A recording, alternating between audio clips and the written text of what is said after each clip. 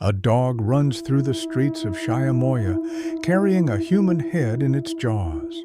Sunday morning, early September 2007, South Africa, a small township on the edge of endless sugarcane fields.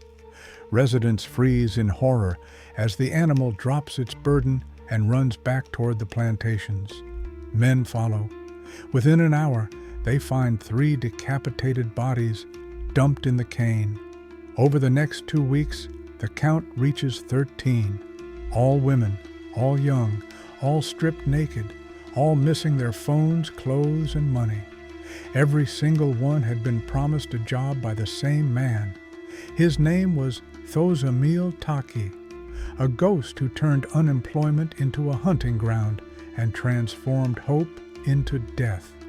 This is his story. To understand how 13 women could vanish without raising immediate alarm, you must first understand the world they lived in. South Africa in 2007 was a country still scarred by decades of apartheid, struggling to rebuild itself while drowning in inequality. The end of white minority rule had brought political freedom, but economic freedom remained a distant dream for millions. In provinces like KwaZulu-Natal, poverty was not an anomaly. It was the baseline. For young women growing up in rural villages and townships, unemployment was not a temporary setback. It was an inherited condition. Over 40% of young people had no formal work. In some areas, the figure was higher. Mothers sold vegetables by the roadside. Fathers took seasonal labor on farms or in factories, disappearing for months at a time. Daughters watched their parents age under the weight of survival and knew that the same life was waiting for them. In this environment, dignity and ambition became luxuries. A stable job with a paycheck, medical benefits, a fixed schedule. These were not modest goals. They were fantasies. The town of Umzinto, located on the south coast of KwaZulu-Natal, sat surrounded by endless sugarcane plantations. The cane had been there for generations, feeding sugar refineries that employed thousands. But the work was brutal, seasonal, and underpaid. Men cut cane in the sun for wages that barely covered rent. Women, if they found work at all, were relegated to cleaning, cooking, or childcare in homes they could never afford to live in. Against this backdrop, a man who approached you on the street and said, "I can get you a factory job," was not treated with suspicion. He was treated as an opportunity. If that man spoke your language, if he seemed to understand your struggles, if he claimed to have connections with managers and employers, you listened. And if he told you that all you needed was a small upfront payment to secure the position, money for accommodation, money to guarantee the job would not go to someone else, you did not laugh in his face. You went home. You begged your mother, your sister, your neighbor. You scraped together every rand you could find and brought it to him because this might be your only chance. Poverty does not just take away money, it takes away skepticism.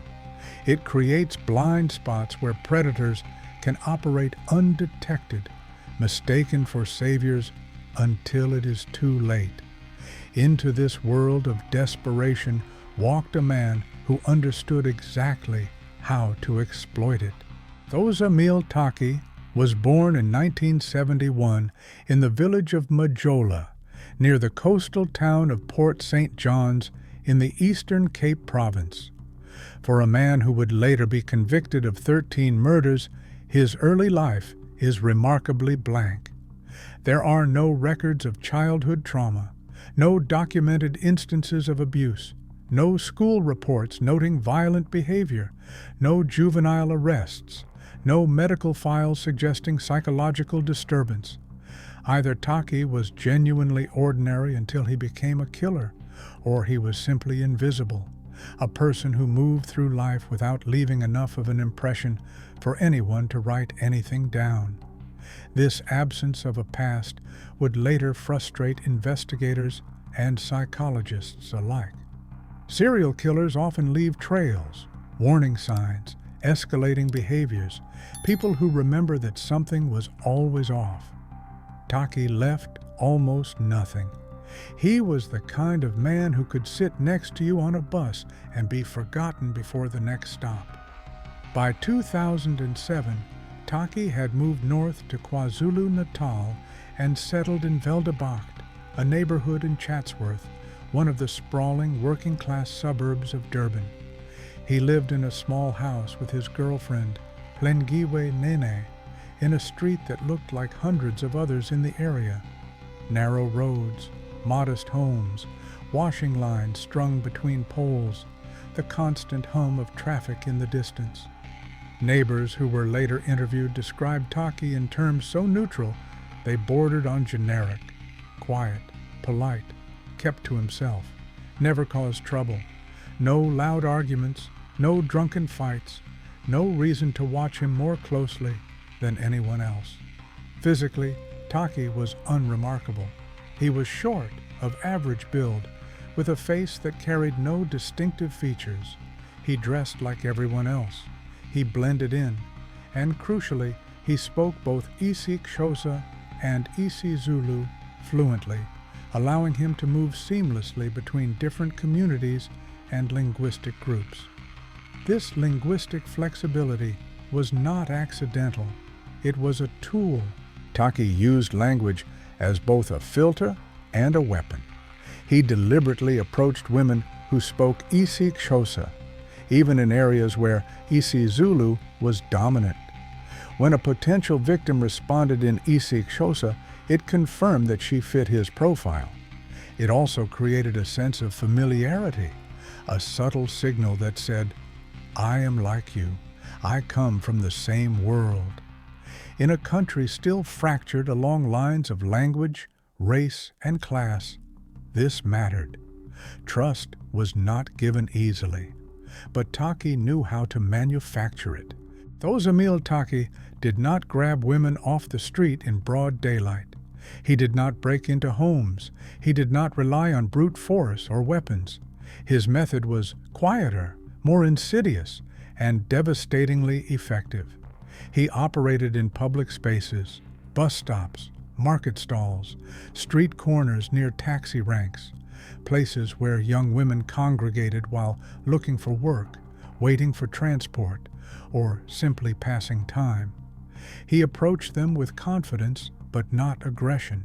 He was polite. He smiled. He asked questions that showed he understood their situation. "Are you looking for work? I know a company that is hiring. They need people urgently. Good pay, steady hours. I can help you get in." The pitch was always grounded in realism. Taki did not promise glamorous jobs. He did not talk about corporate offices or international travel. He mentioned factories, chicken processing plants, textile manufacturers, jobs that existed, jobs that were plausible, jobs that someone like them could actually get. He presented himself as a recruiter, sometimes as an employment agent, sometimes as a man with connections to factory management. He carried himself with just enough authority to be credible, but not so much that he seemed suspicious. He was the kind of person who might actually know someone who could open a door. Once a woman expressed interest, Taki moved to the next phase. He explained that securing the position required an upfront payment. The reasons varied depending on the situation. Sometimes he said the money was for accommodation near the workplace. Sometimes it was to bribe a supervisor to guarantee the job would not go to someone else. Sometimes it was for transport costs or administrative fees. The amounts ranged from 300 to 3,000 rand.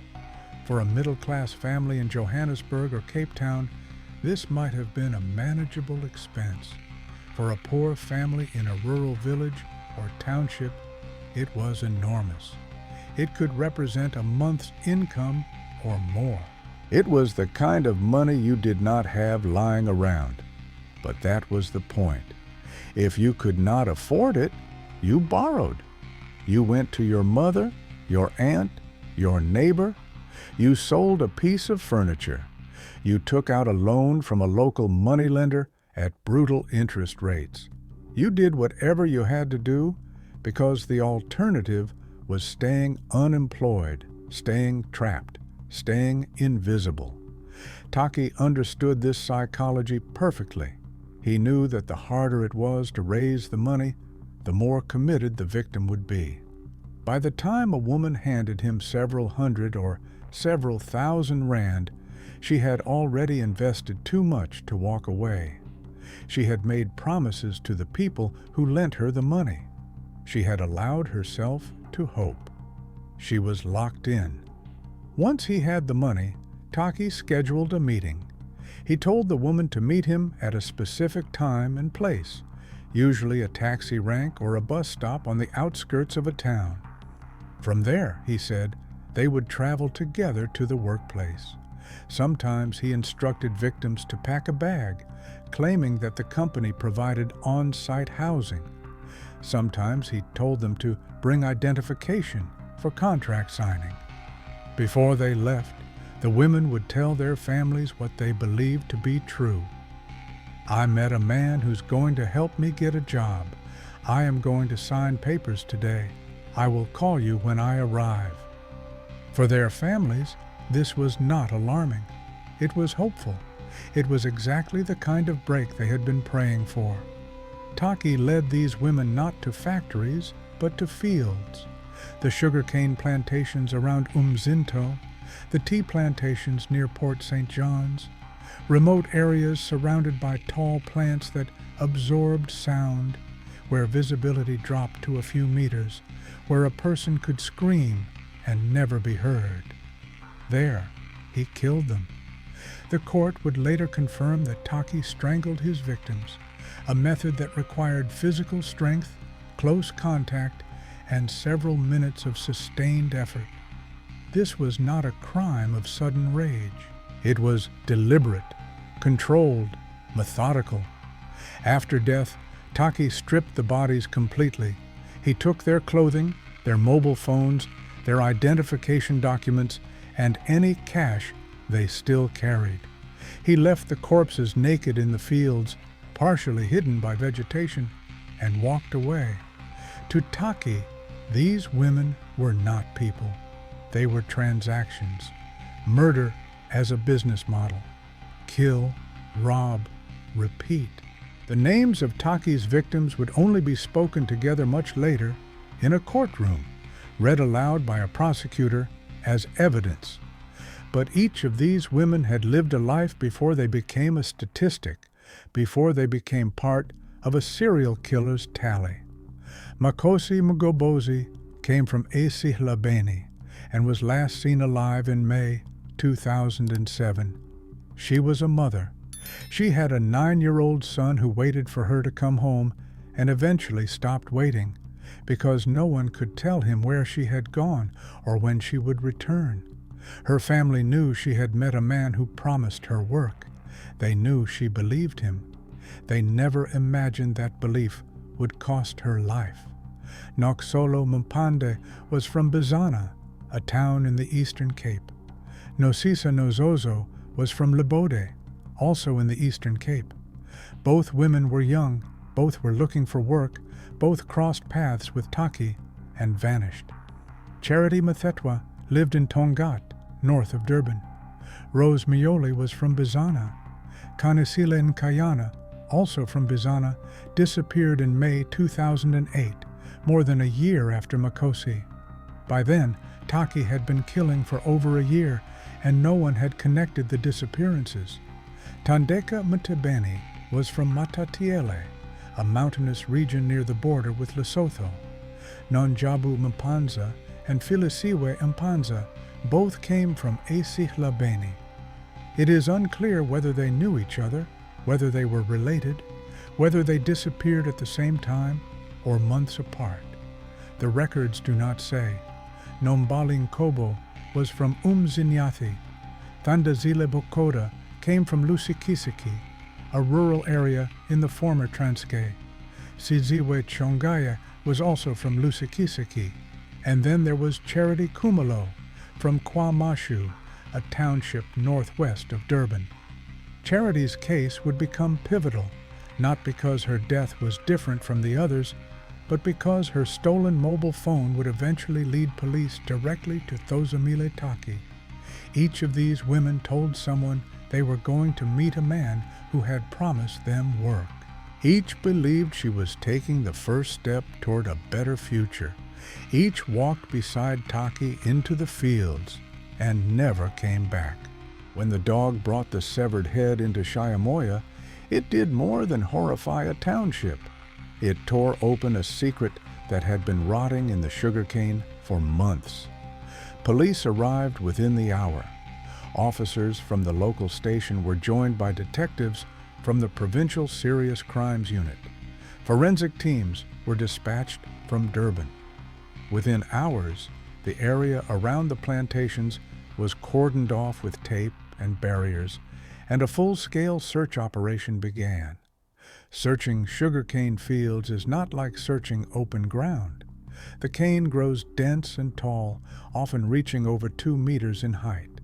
The rows form narrow corridors that limit visibility. The leaves are sharp enough to cut skin.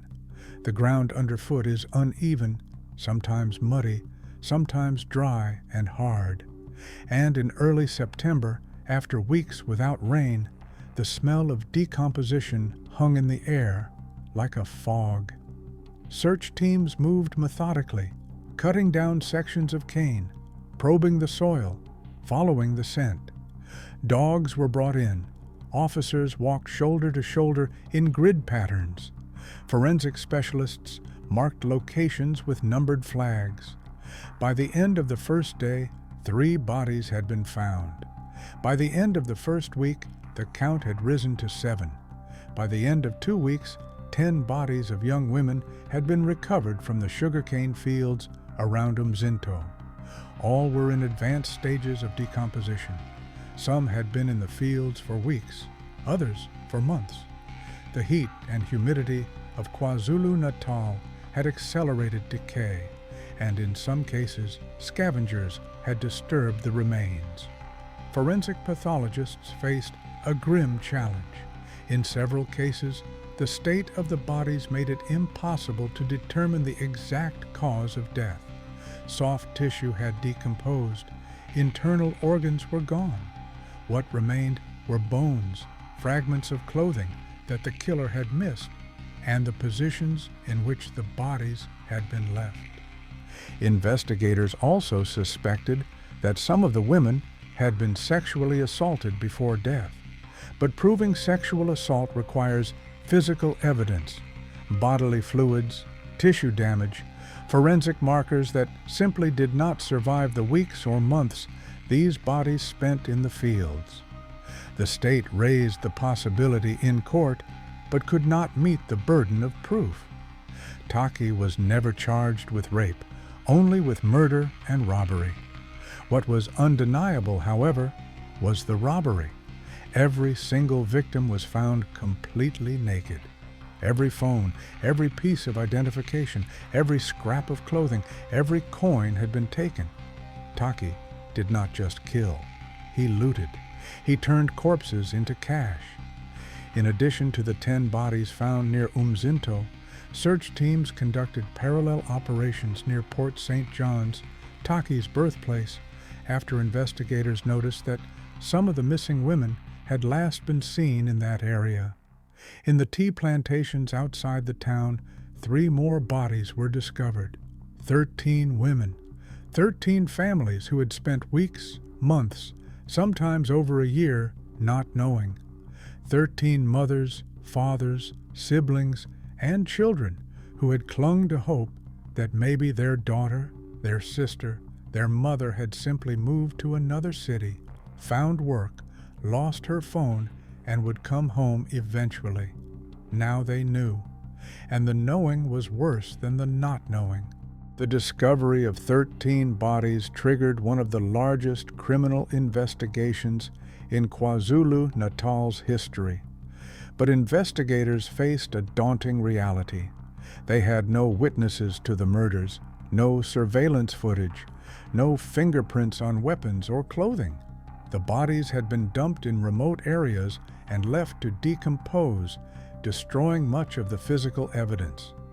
What they did have were the victims' families, many of whom remembered that their daughters had mentioned meeting a man who promised them jobs. But descriptions were vague. A man who spoke isiXhosa, average height, polite. Beyond that, details blurred. In communities where unemployment was rampant, men claiming to recruit workers were not rare. No one had thought to ask for ID, to write down a name, to take a photo. Then came the breakthrough. Mobile phones. Detectives compiled a list of the victims' phone numbers and brought in cellular communication experts from the major South African networks. The experts pulled call records, tower pings, and location data for every phone associated with the murdered women. The results were chilling. Several of the phones were still active, making calls and sending texts weeks, even months, after the women had disappeared. Someone was using the dead women's phones. One phone in particular stood out, the phone belonging to Charity Khumalo. Analysts traced its signal to Stanger, a town on the north coast of KwaZulu-Natal, about 60 kilometers from Durban. They identified the person currently using the phone as a woman, the sister of someone named Lengiwe Nene. Detectives dug deeper. Lengiwe Nene lived in Veldebach, Chatsworth, with a man named Thozamile Taki. The phone had somehow passed from Charity Khumalo to Taki's extended family. Investigators ran Taki's name. No significant criminal record, no red flags, just another man in another township. But the connection was undeniable.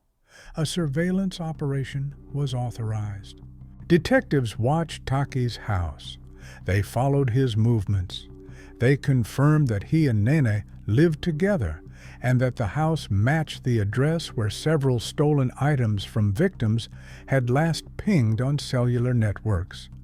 On the 24th of September, 2007, at 2 o'clock in the morning, a heavily armed police tactical unit surrounded the small house in Veldebach. Officers moved fast, breaching the door before anyone inside could react. Thozamile Taki and Lengiwe Nene were arrested in their beds. Inside the house, investigators found mobile phones, clothing, and personal items belonging to at least 5 of the murdered women. The evidence was overwhelming. Taki and Nene were both charged with 13 counts of murder and 13 counts of aggravated robbery. The sugarcane hunter had been caught. In the interrogation room, Thozamile Taki was calm, almost unnervingly so. Detectives who questioned him later described him as polite, cooperative on the surface, but emotionally flat. There was no panic, no anger, no visible fear, just a kind of cold, detached neutrality that made the air in the room feel wrong. Initially, Taki denied everything. He claimed he did not know the victims. He insisted the phones and clothing in his house had been given to him, or that his girlfriend had acquired them, or that the police were planting evidence.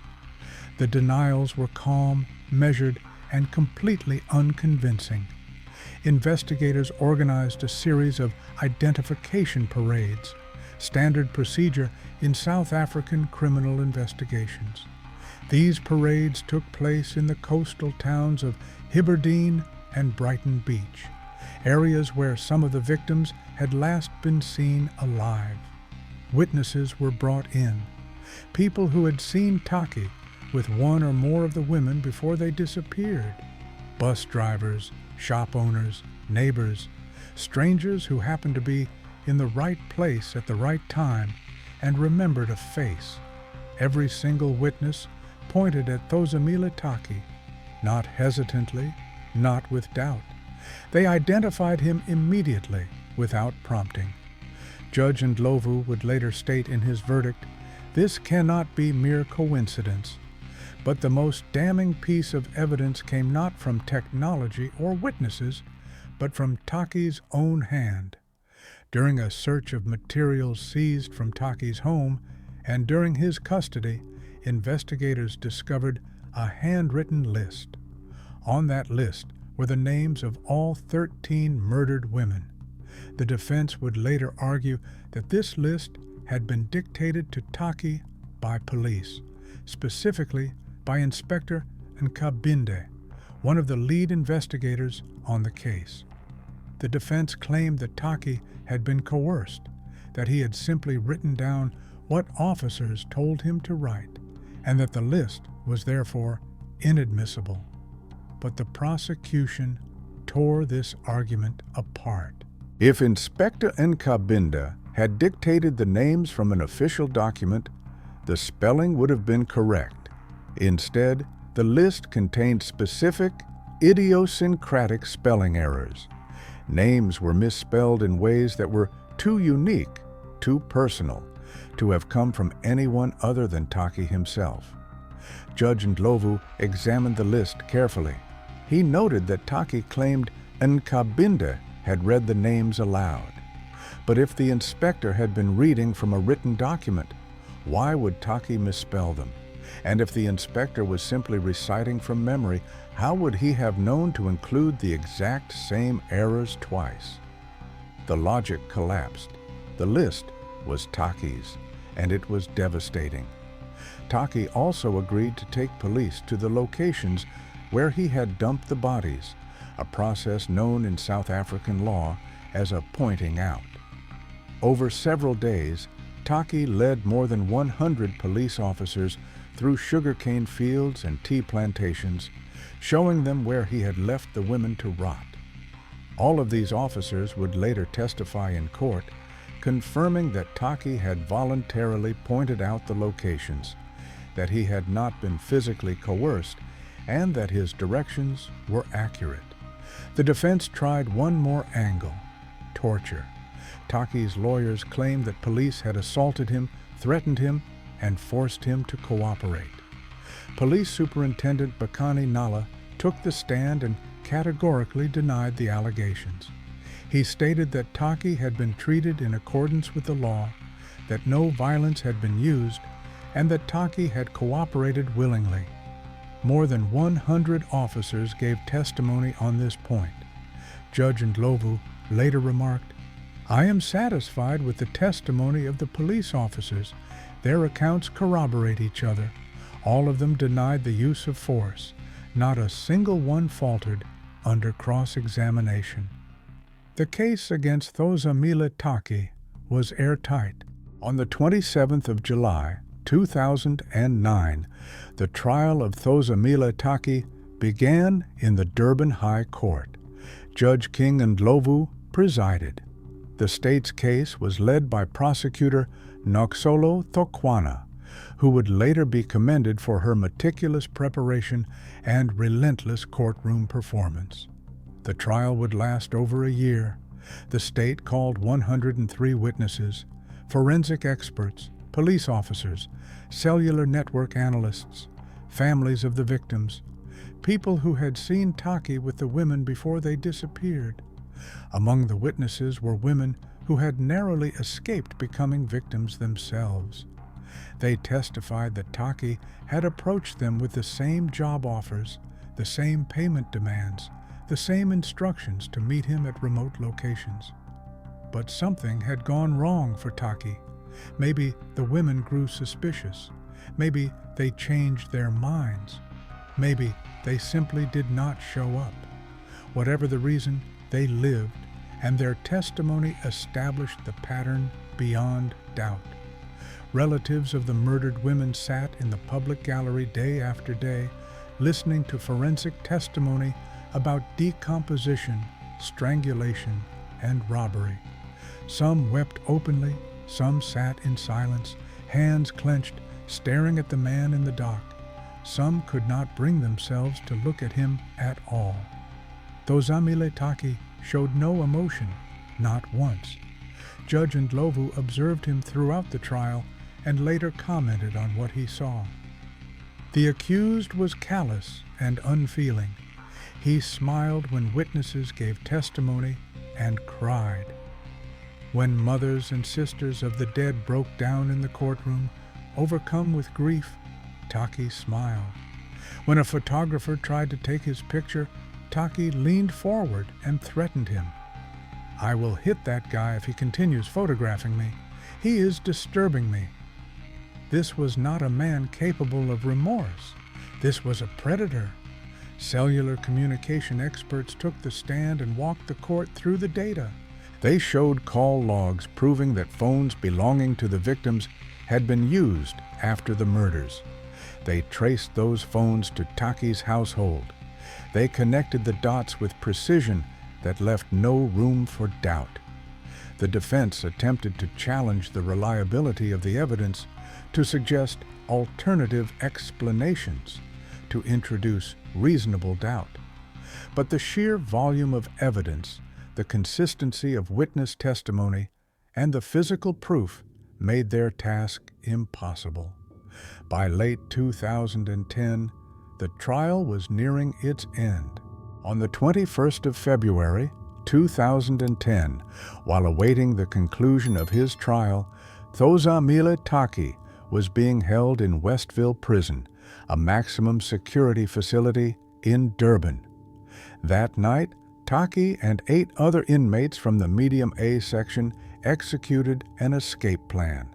They had sawed through a steel door and barred gates, likely over the course of days or weeks, working in shifts, hiding the damage until the moment was right.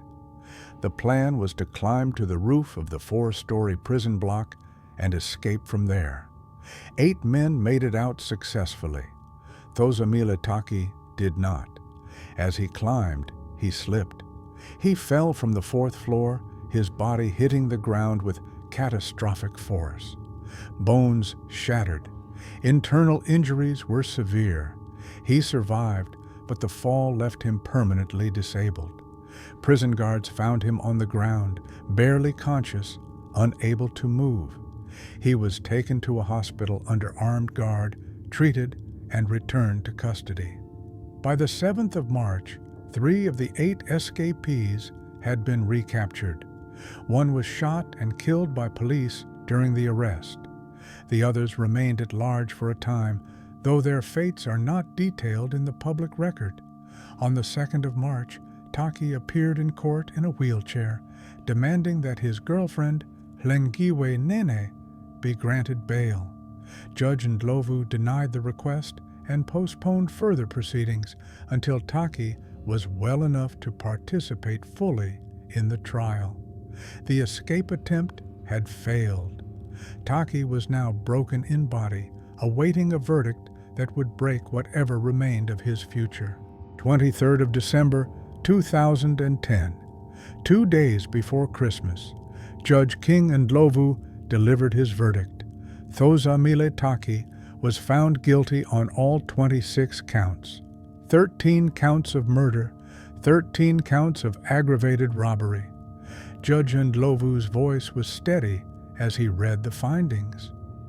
The man who lured women, promised them jobs, but killed them and dumped their bodies in sugarcane fields was none other than Thozamile Taki. The state has proved the case beyond reasonable doubt on all 26 counts. He continued.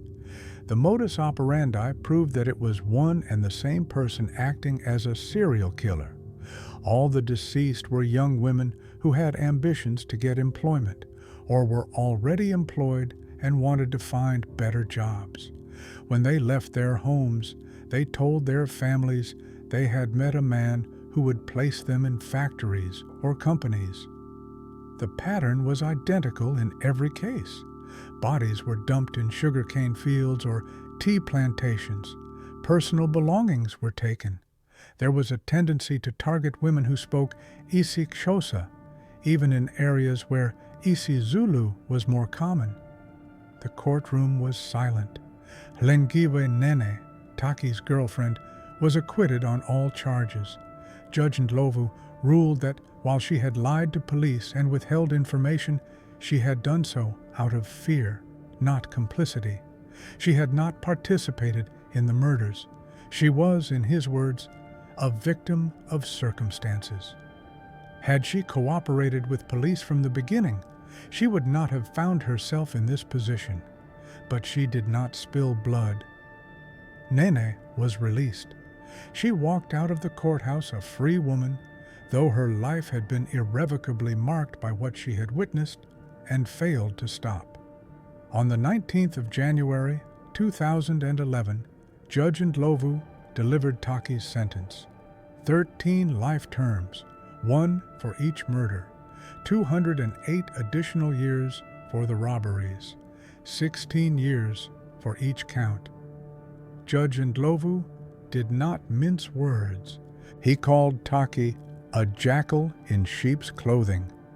If the accused had not been apprehended in 2007, he would have continued his series of murders. He poses a danger to society. He cannot be rehabilitated. His permanent incarceration will prevent the commission of further crimes. Taki was denied the right to appeal. In the public gallery, families of the victims erupted. Some cried, some sang, some danced, their bodies shaking with relief and grief intertwined. Justice had been done. It could not bring their daughters back, but it meant the man who killed them would never walk free again. Judge Ndlovu took a moment to commend the investigative team, particularly the cellular communication experts whose work had cracked the case. He also praised prosecutor Noxolo Thokwana for her exceptional handling of the trial. Thozamile Taki was led out of the courtroom in a wheelchair, his face as blank as it had been throughout the trial. He showed no emotion, no remorse, no fear. He was taken to Westville Prison, where he remains to this day. After the sentencing, relatives of the victims spoke to the press, their voices raw with emotion. Tobile Jama, a relative of Kanasil Nkayana, said, "We are happy about the sentence. We could not sleep at night, not knowing what happened to her.